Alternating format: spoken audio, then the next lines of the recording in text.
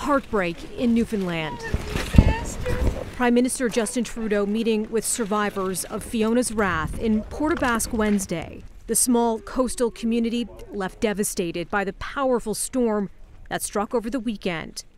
One woman died after being swept into sea. Roughly 100 homes destroyed. The damage is worse than any pictures could do credit to. Earlier in the day, the province's Premier Andrew Furey announced a $30 million relief program. Those who've lost property can apply, but officials admit the funding likely won't cover the full costs. A growing response from the Canadian Armed Forces in the hard-hit regions, clearing debris and helping hydro crews restore the power grid. During an update from Ottawa, Defence Minister Anita Anand saying the numbers are steadily increasing in places like Port Aux Basques. We are up to 600 Canadian Armed Forces members across the Atlantic provinces. In Nova Scotia, more than 100,000 homes and businesses were without power by midday Wednesday. That's 20% of the provincial utilities customers who are still in the dark.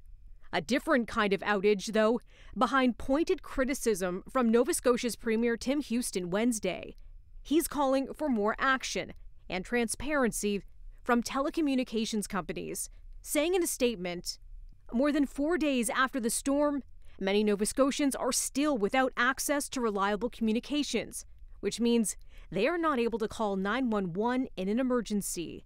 The lack of connectivity after a major weather event like we've seen is actually a public safety issue. Nova Scotia MP Sean Fraser, who was part of the latest Fiona update from the feds, saying it's critical to have information flow during a disaster. One of Houston's requests, he's calling on Ottawa to ensure telecommunications companies provide information about service outages in a hurricane's aftermath.